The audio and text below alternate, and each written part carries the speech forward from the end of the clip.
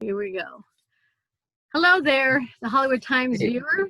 Today we have rock and roll legend and co-founder of Redbone, Pat Vegas. Hi, Pat. How you doing? I'm doing good.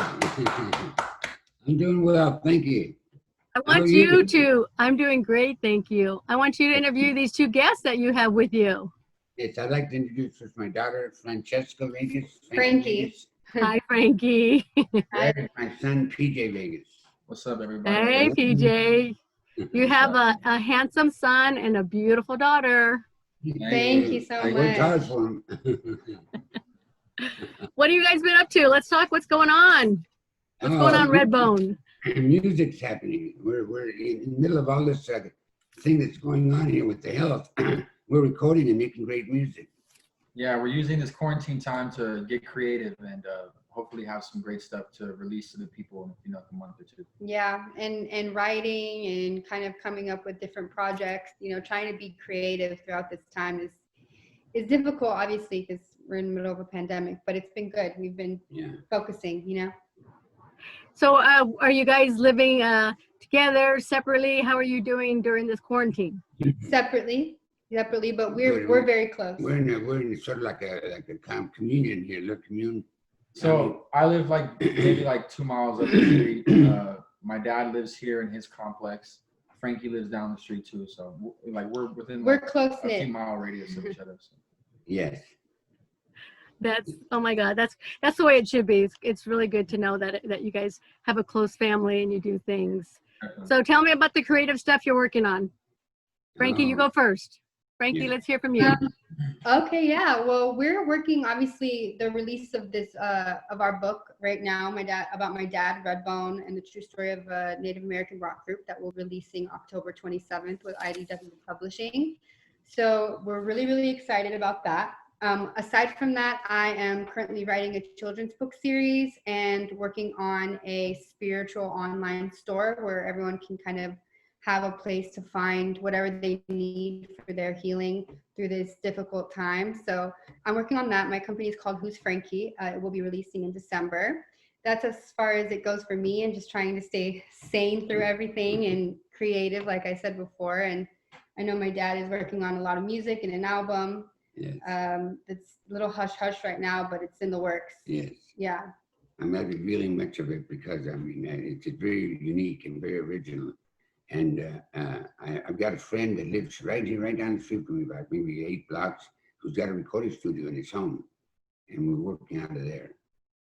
Coming up with some really good stuff. Yeah. Yeah, and then Peter's Keep got us- some good music stuff Keep us going on. posted so we can cover what your dad's doing. That sounds wonderful. But Absolutely. Frankie, I want to go back to you a little bit. I want to talk more about the Redbone, the true story of a Native American rock band. That's the book. Is it like sort of like a comic book series, or what's it like? It's a graphic novel, so it's in the comic book family. It's incredible. There's a lot of really good art from an artist named Theobald Malahi, and he does a lot of floating artwork, which is really great. So it's a little bit different from Really, the really boxed good, yeah. comics that you would normally see in those types of books. So they're really great. Me, PJ, and actually our mother are in it having a conversation about the days of Redbone, and We're all through the book. Yeah. They really capture the family aspect of what the Redbone family is all about. So Yeah. it's a great depiction of just our everyday lives and my pop's story and just how it kind of comes together. you know? Exactly. Yeah. And we're really excited about it because I feel like it touches a different generation and gives more of like an interest to the younger children. You know what I mean? Yeah. And they're able to relate to it more so with images rather than just writing. So it's really, really fun. We're excited about it. That's coming out in October? Yes, October 27th. And that was co-written with my dad and Christian Stabler and Sonia Paloni. They co-wrote it with him, obviously, talking about his experiences and his funny stories. And it's really interesting to see everything that they've gone through together as Redbone. And it's really a great read. Wow. So what do you think about that, PJ? What was your involvement? I love it. I was actually, the idea was presented to me originally to kind of forward to my father. And when I first got my eyes on it, I just automatically knew it was going to be something special. So, you know, Frankie followed it through and got everything taken care of, just because I was dealing with so much other stuff in music. But it turned out to be something that's really special. It tells a great story, and it's done very well. So when you know, when everyone gets their hands on it, they're going to see that it's just been I feel like it should have been done so long ago, but it's just great that the story is finally being told, you know. For Well, sure. it took a pandemic to get you guys to, I know, you right? know, to glorify your father, because he's amazing. It changed my life, that #1 song, "Come and Get Your Love." It still touches Oh, my heart to this day. we're so happy. Yeah, he touched all of us. You know, we're his children, and we still get Yeah. inspired by him daily. You know. It's Lucky great. you. Yeah. Well, you hear the new stuff. I know. It's great. It's great. So what about the music end of it, PJ? What are you guys doing while you're off? So right now, me and my father have a bunch of projects we're working on. Something we're in the process of working with the company Splice, which is a sound catalog company that producers use for production projects and stuff. Something that's still kind of on the hush hush. We're still in the planning stages of it, but we should have something coming January 2021. I have singles on the way. I have singles that I dropped just recently, as a few months ago, doing pretty well. And yeah, I mean, we're just staying focused on trying to create some great music for my father and myself. And Don't let PJ fool you. He's got a great album coming out. Yeah. He's Yeah. Oh, super thank talented. you. I've heard him It's sing. still- He's amazing. Oh it's yeah. still, I'm still just like, you know, trying to wrap my mind around the concept and trying to put everything, all the pieces in order. But yeah, it's some great stuff happening. Me and my dad are collabing on music, and it's just, it's special. It's a lot of Yeah, great stuff. the nods have been really good for PJ. He's featured in GQ South Africa recently.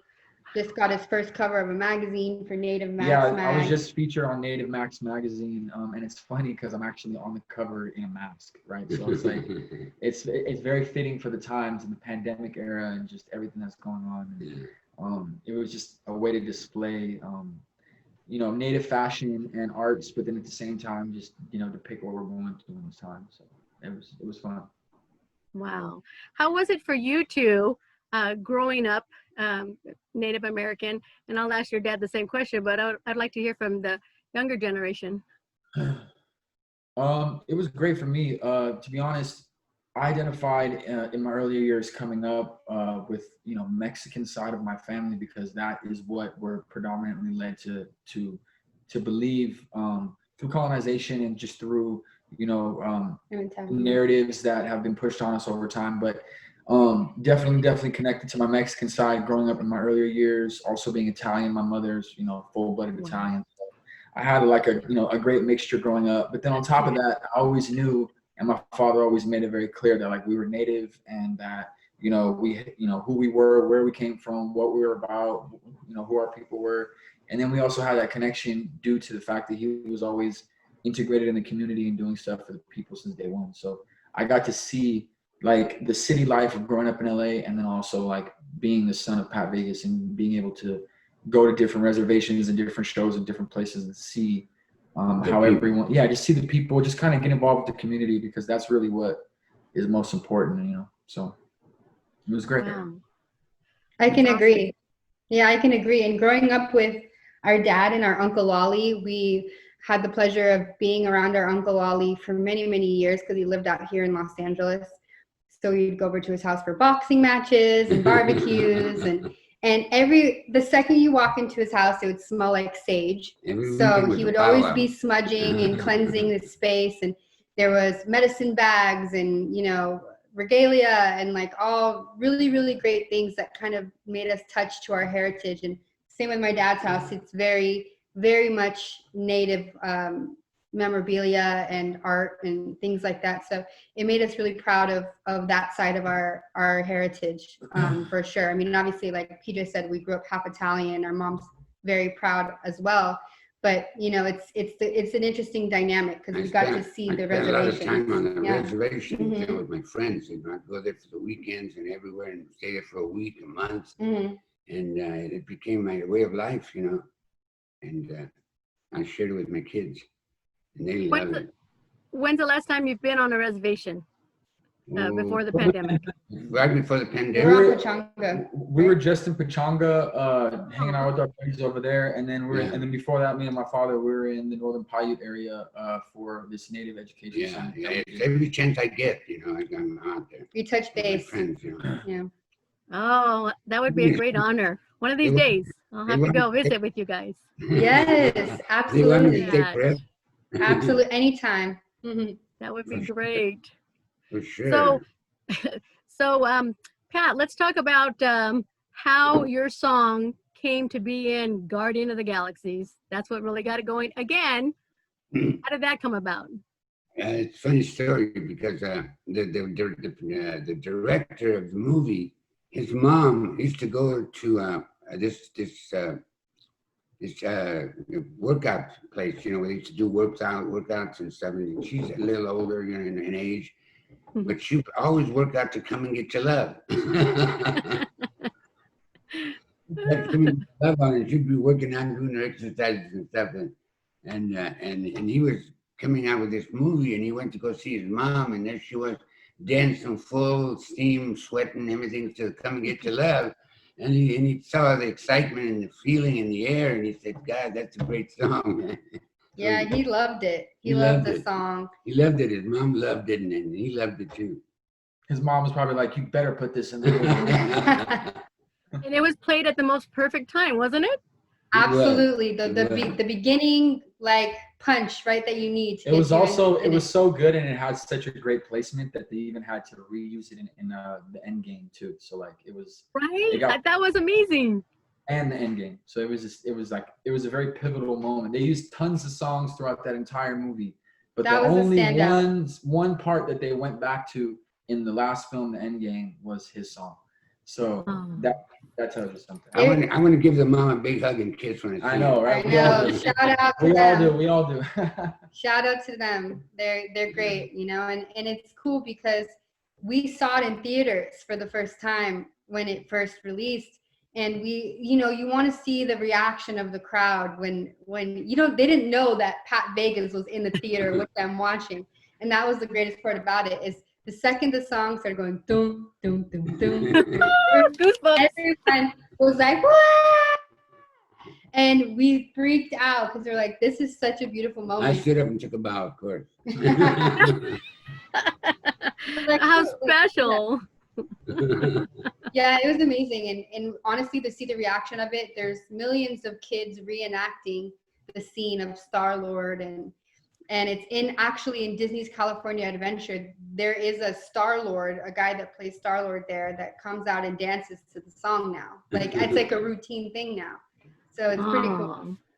That's great. I remember when the movie came out, my grandson's 18 now, so what was it, a few years back, and you know, he's all dancing to it. So, and I said, oh, that was like the greatest cassette, because I'm trying to teach him about cassette. They're like, what are you talking about? I had to go get a cassette. I even have an 8-track. And put them down to show them what an 8-track was, what a cassette was, and I still have the players. I have albums, and my grandkids were like, "Oh, Grandma, you're old." I'm like, "Yeah, okay."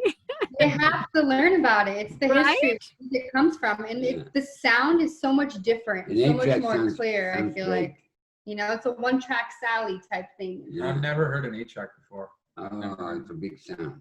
You're kidding. I'm a record guy. I love records. So like I'll have to send you my 8-track, and then you've tried to find a player. I have plenty of them. I have Elvis Presley 8-tracks. Oh wow, that's his favorite. He loves. Oh my God, PJ, I'll have to send it to you. Please do. Hey, if you send one, I'll find an 8-track somewhere. Okay, that'll be the deal. Wow. Hey, this is amazing. Frankie and PJ, what is the fondest memory you have of your dad growing up? Can you share that? That's a loaded question. You said the funnest or the fondest? Fondest. Well, you can do either, PJ. You go first. Pressure's on you. I'd have to say our bike rides. Like when we were young, we had a lot of like amazing bike rides. Like my dad was really big about getting us outside and getting us to like, you know, get moving. So he used to like from a young age, he'd have a bike that would have pegs on the front and the back. He'd put me on the back and Frankie on the front, and he'd literally ride like 15 miles to the park. We would play. Then he'd put us back on the bike and ride us all the way home. And to me, those are some of my fondest memories because like we were young and we were just like, he was just going super speeding through the streets and we're on the pegs. And it was just like, it was something that I'll never forget because it was like a bonding moment, you know? That's a good one. And then also now just fast forward till today, it's every moment that we get to share on stage. Like we've done some amazing performances. Like we've done some amazing performances. Like we got to perform in front of our entire city in Los Angeles for you know, Indigenous Peoples Day. We got to plan the event with Mitchell Farrell from the 13th District. We got to perform on the main stage. It was just like it was great. We've done some amazing things from, you know, and it's weird because every day we get to do more great things, you know, and that's what I love about us doing everything as a family is because we get to constantly Frankie changed too, make those memories. Up there with us too. Yeah, who can say that they've, you know, the son gets up with their dad, who's a legend, on stage and just shows. Yeah, it's an honor. Cool. It's an honor, and it feels great, and you know, we do it justice every time too. And you got to come to LA for the next festival. Yes, the next time we can actually publicly do one, you should definitely come out. Definitely be there. I won't miss that. No way. Okay. Good. Yeah. For me, it's a couple. For me, the main one I think about is my dad. We would love all of us going to movies. That was like our thing, was to go to the movie theater, have popcorn, He gave us our love for movies. We're like movie buffs. We all love movies. And like, they probably shouldn't be saying this, but we would go from one movie to another. We'd sneak into a different movie while we were there. I'm like, shh. No, but that was probably so fun to me as a kid. I'm like, oh, we're gonna go to another one. Like, let's go. You know, these theaters that have 5 movies in the same building. Boy, we got them. We saw them all for the price of one. No, that's probably some of my fondest memories because me and PJ would go early before anyone would come to the theater. We'd be running up and down the halls, and it was just so fun. And that to me is one of my fondest memories. And my second one is when we were younger, and my dad was still doing the circuits around the reservations, performing and stuff like that. Being able to see him like with thousands of people in the crowds, cheering his name and performing his songs, you know, Beaded Dreams and Come and Get Your Love and Witch Queen and Maggie and all of our favorites. That was super, super legendary, fond memories. Like those two are, I can think of my top ones for sure. Yeah. Wow. Thank you for sharing. Those are some pretty amazing stories. So, Pat, what about you and Redbone? Can you share little secrets from early on in those back in the days? Oh, back in the day? Oh, absolutely. I remember us going, you know, we worked hard to get our music out there. And a lot of the people in the industry didn't know who Redbone was. They didn't know they thought we were black, then they thought we were white, then they thought we were native, but they didn't really know the truth, you know. So we'd get all these great shows in like Madison Square Garden and go out there and blow their minds and then play different places. So finally one day, they realized that we were Native American. And they announced it and said it and put it out there. The people went crazy with publicity and everything else. And they wanted us to do everything that was Native. So we did everything to represent our people, you know.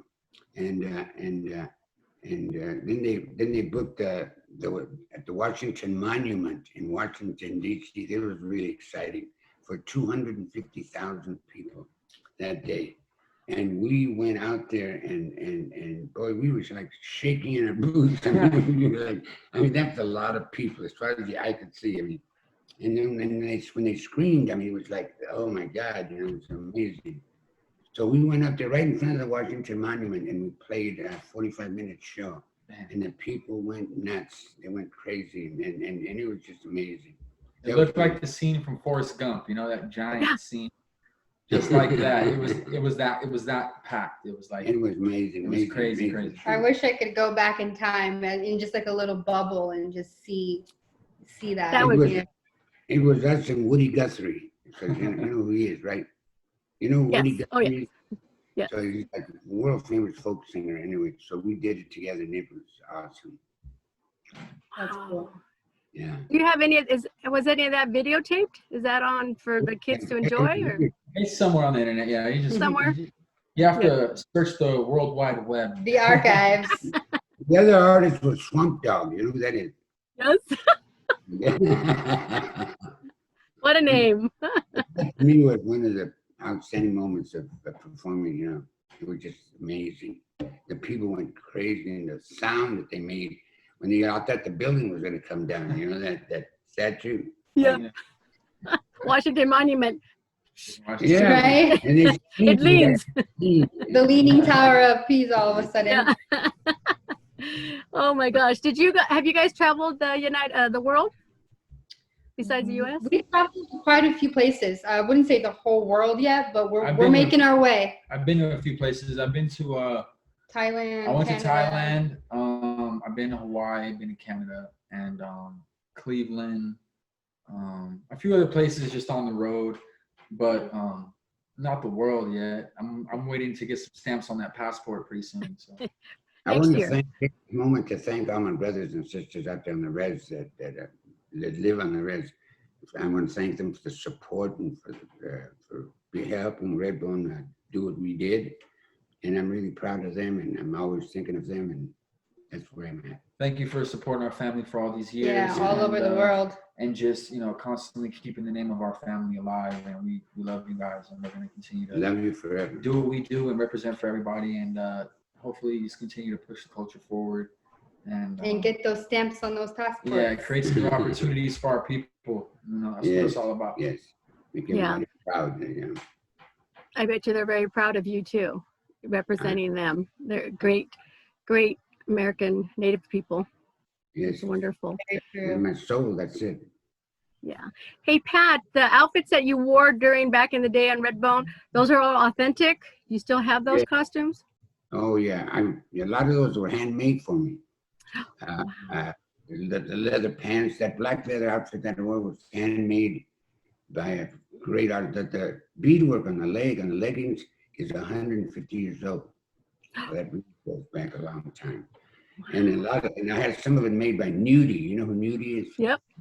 He made all the Elvis Presley outfits, and I said, well, we went to him and made some Wow. stuff for us, and he thought it was a wonderful outfit. Two of his shirts, actually one of his shirts and one of my Uncle Ollie's shirts, who were actually made by the same guy that made. Nudie. Yeah, it was that guy. So his shirts and my uncle's shirt, they're now in the Hard Rock Hall of Fame archives, and they're currently being displayed in Fort Lauderdale at the Hard Rock Hotel and Casino. They're like behind glass, and it's really amazing. Shout out to my friends Doc and Spencer Baptiste over at the Seminole Tribe of Florida for hooking that up. Yeah. Thank you guys for amplifying my father's legacy and our message. Yeah. We appreciate you guys. They got a display over there too for their for the Mag 7 winning an MTV VMA with Taboo. So they got their VMA. Yeah, Taboo's a good friend of ours. So yeah, it's just shout out to them because they speaking, that you mentioned the outfits. He actually has an outfit like capsulized and like friggin'. Yeah, so I still got all that stuff. I still got it in storage. I mean, It needs to be in the Rock and Roll Hall of Fame. Is where it needs to be. yeah. Hint, Oh, hint. you guys, there. you and PJ should put it together and have a little go to museums and have an art display. That would be amazing when this all is done. We would, so many people would support that to come and see all of his stuff that he has. So just think about that too. We definitely will. Definitely. Yeah, we got so much out there. So I actually, Frankie, I wanted to find out how can our viewers get hold of this memoir that's coming out in October? So it's available for pre-order right now at all of the retailers. So you can either go to like Barnes & Noble or Amazon or directly through IDW Publishing. You can find out more information as well. But you can always find out on our social medias too. We're always kind of updating about it. If you go to my father's Instagram, he'll have a pre-order link in his bio that all your fans. Yeah, and it's Pat Redbone Vegas on Instagram. His is The Real PJ Vegas. Mine is Miss Frankie Vegas.